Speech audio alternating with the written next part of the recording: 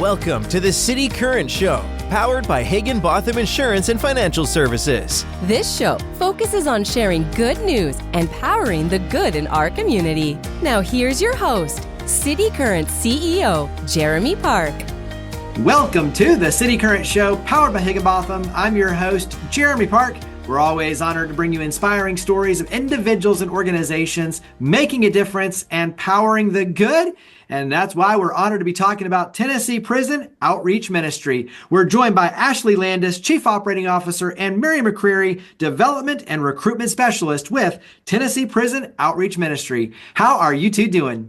Fabulous. So excited that we get to be here with you today. Yes, doing well. Thank you so much for having us. Well, we have a lot of good to talk about when you look at reentry and working inside and outside and transforming lives and providing opportunities. Let's start with a little bit of history and context. So, Ashley, give us some history for Tennessee Prison Outreach Ministry. Yeah, we got started in the 1960s when there was a couple who began jail ministry, and they did that for decades. And then in 2013, Tennessee Prison Outreach Ministry became its own nonprofit and became 501c3 and really got founded as that. And then we expanded from there. We created a men's transitional house and began that program of reentry with the men. And then in 2020, we added a women's house and now also have women that live in a transitional house and go through the reentry program that we have. We expanded in Memphis after that. And so we're continuing to try to work with more individuals and continue to grow. Give us some of the stats when you look at obviously Memphis, Nashville, number of locations. Talk about some of the stats to give us an idea of scope. So our men's house in Nashville, we have up to 16 beds that are here. We have the women's house that can have up to 20 women in the house. And then we do have an additional house in Nashville that's for men who have completed a reentry program and they're graduates and need a little bit longer of a stay. So they go there and we have up to 9 that can stay there. And then in the Memphis house, we also have 9 beds that are available for men. Before we dive into the programs, let's talk about the barriers. When you talk about reentry and someone coming out and literally nothing, in terms of like, okay, we're throwing you back out into the world and now you're, like you reintegrate. There's a lot of barriers. And so talk about the barriers that you see, the men and women, what they have to deal with so we kind of have an idea of the context with their story.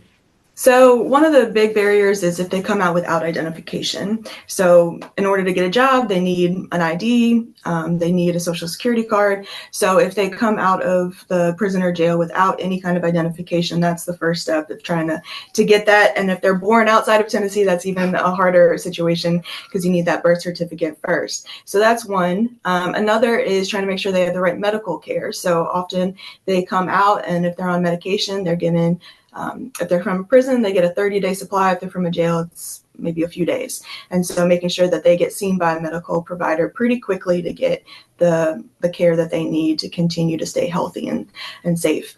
The other barrier is work. Some people won't hire people who have certain charges or have any kind of background at all. So we do try to support them through that as well. And then the other is when they're leaving is housing, finding a place to stay that's going to rent to somebody who has a background, who has maybe little or no credit, maybe short rental history, things like that. So those are the biggest obstacles that they face. Let's go ahead and dive into how the magic happens on your end, working inside and outside. So talk about where it starts for you all in terms of building the relationship. We have an application process and we go inside the prisons and we go across all the prisons in Tennessee, and we're in 85 county jails now. So we send volunteers and our staff goes in. We'll teach Bible studies, life skill classes, and start mentoring and just starting that relationship in there. So when they do come to our program, they're familiar with somebody and it's not like this big shock, like, oh, here again I am alone. So that just kind of starts building the foundation. So when they get here, we offer workforce development, helps them get resumes, just the skills to do when they're performing an interview. It gives them what to say and the gap problems. We have the case management, where the men case manager and the women's case manager give them all any support they could possibly need. And we also have licensed counselors, because counseling is a big issue when it comes to returning citizens, because, most of them have trauma. And so we want to get to that root issue, which usually has the side effects of addiction and just all the terrible things that go along with that. So we just try to offer all the wraparound services that they need so that they have the opportunity to successfully succeed. Talk about the duration inside the prison. So when you're looking at going in and the mentorship and sitting down with them, and faith plays a very important role in this as well. Obviously it's going to vary a little bit, but do you like to try to have like a year ahead of time, 6 months ahead of time, a few months, a few days? Talk about kind of the length on that side of building that relationship that then carries it forward once they do come out. So we definitely would like a year. That would be ideal. That doesn't always happen, because some things pop up sometimes and they're like, oh, they're getting out in 2 weeks. But we would like to go into a year, and we send them, the acceptance letter saying that they're accepted and it is good for a year. So this way, that does give us that time to get to know them and just prepare them for the outside world and that culture shock, because it is very different. And then build the relationships, because not everybody has had a family that can connect with them and love them. And some don't even know what love is until they get here, and we get to show them, be the hands and feet of Jesus.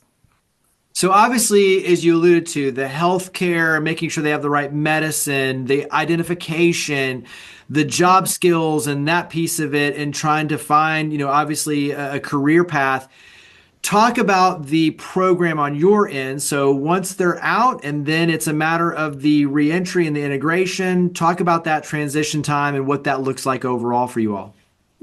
So when they first arrive, they're pretty busy getting set up with what they need: food, clothes, food stamps, a cell phone, a bus pass so they can get around the city, trying to make sure they have what they need. If they're missing any of that identification, again, we help them with that. And then the medication or medical appointments, trying to set those up or help them figure out where they need to go so that they can get that care. Then we also have classes that they do to help them begin that process of being an employee. And so they have a class that they do at the beginning of their time here. We also have somebody that specifically works with them on workforce. So she's busy with them doing resumes, helping them get that prepared, and also helps them with the job search process, and does a lot of coaching, because some people, it's very different these days of applying for a job than when they last applied for one. And so she helps them with that process, and is also able to help them, coach them on how to answer questions in interviews, or maybe how to talk about a background, and just being able to be more comfortable with talking about their experience and who they are. And also with the laptops, and she helps them get, because there's a lot of technological advances that a lot don't know. And so she works with them how to use like LinkedIn and Indeed, and builds those skills up for them. Share, you don't have to name a name, but share a success story. So talk about what success looks like. So I was formerly incarcerated. TPOM came in, and I got to learn, or a mentor came in and told me all about TPOM. Ashley was actually my case manager when I was here, and she was absolutely wonderful. I had never rode a bus before, and she got on the bus with me to show me how to ride a bus. So while I was at TPOM, I did all the things, I got a foundation, and I never had a family. So they created a family for me that I never had, and got love just because I was me and not for anything else. While I was here, I was continuing on my college education. I was able to apply for a summer internship that I was accepted to. It was computational biology and psychology at Princeton University. And so they supported, encouraged me in that. And so when I returned from the internship, they hired me on to help support fundraising. And then now I've grown into the development and recruitment specialist. And I get to go back into the prisons and jails and just show hope that change is real. That's awesome. That right there, that shows the life transformation personally. Carry that into then, you are a shining example of, by pouring into one, the ripple impact it can have for the community, right? So yes. When you talk about the impact, and especially that ripple impact in the community, paint the picture of why this work is so important in the larger community. So now that I'm out and doing so much better and have all this encouraging and support, I get to go back into the prisons where it's dark and people are broken and feel worthless and useless, and there's no hope. So when they see someone that has sat where they sat and come back in, it gives them hope to actually know that, hey, if she can do it, I can do it, and they're changed. And that comes back out into society when you become part of the community. Now you're a positive individual, you're working, you're paying taxes, back child support, and you'll find that this demographic also, once they get settled and on their feet, they want to give back. So they end up donating to causes and tithing, and it economically grows the whole community. Plus, it just encourages and shows the next generation or their children, look at the difference, look what you can do. So it does break those generational cycles of incarceration. Yeah, absolutely. Talk about volunteers, because you all are heavily volunteer powered. So talk about volunteerism and how that ties into really fulfilling the mission.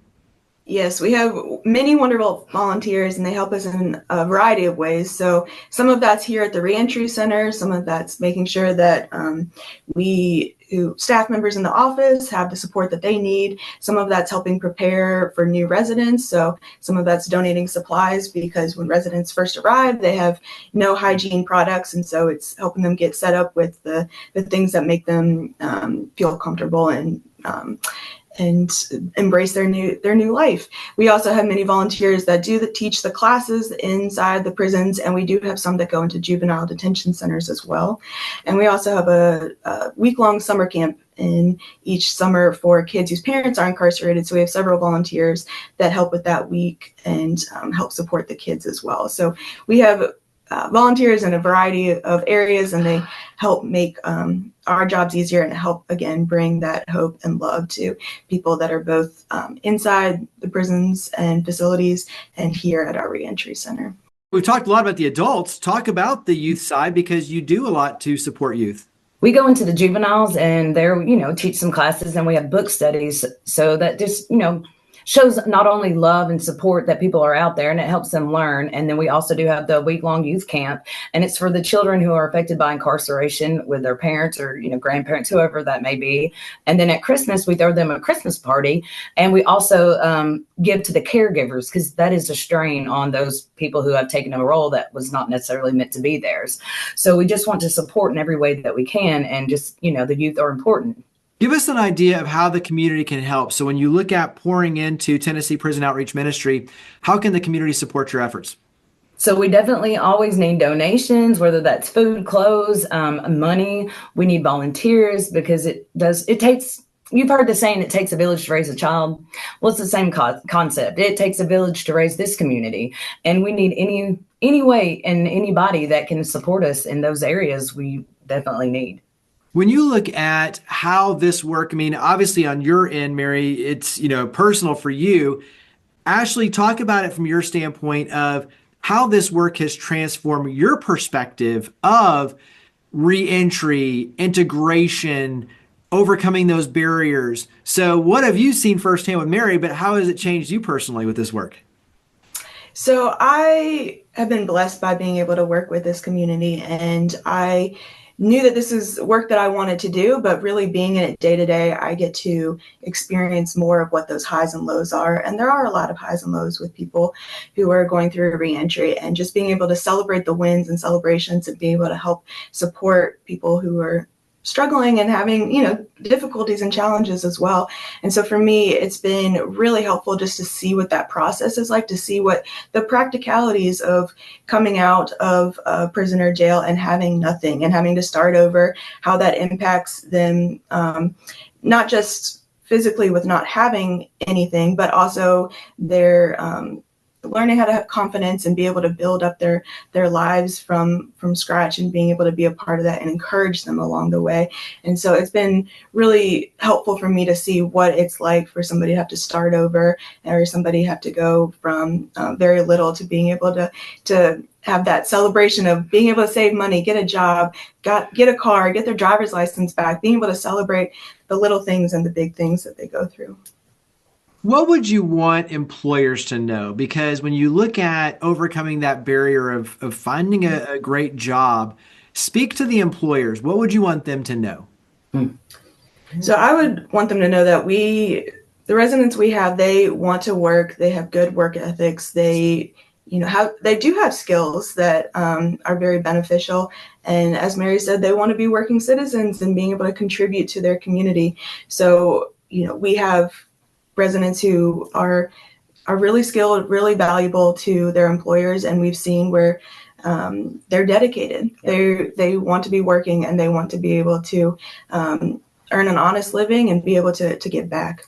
This will also, you will find that this demographic of people will be the most loyal and dependable employees you will ever find, because they know this is a second chance or whatever chance, and they may not have another opportunity. So they tend to work harder and longer and want to just, because they feel like they have to prove themselves. And so it's a very loyal demographic to employ with.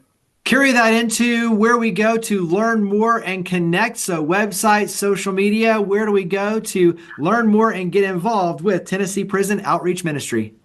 So we have our Facebook, Tennessee Prison Outreach Ministry. We have LinkedIn. We're on YouTube. We have our website, www.tpom.org. You can call the office. What other ways? Instagram. We're also on Instagram. I forgot Instagram. So yes, we're on all those accounts, and you just, come on down or give us a call. Well, the website again, TPOM, so the initials for Tennessee Prison Outreach Ministry, tpom.org. Easy place to go and learn more. Ashley, Mary, thank you for all you and your amazing team do to power the good. Thank you for coming on the show. Well, thank you so much. Higginbotham Insurance and Financial Services is proud to power the City Current Show. We're a people-first company that protects what matters most, the families, businesses, and trailblazers that keep our community going. As one of the nation's top independent insurance firms, Higginbotham is a single-source solution for business insurance, employee benefits, HR services, and personal insurance that's customized for you. We're here to serve you, the people you care about, and your community. Call 866-377-1959 or visit higginbotham.com.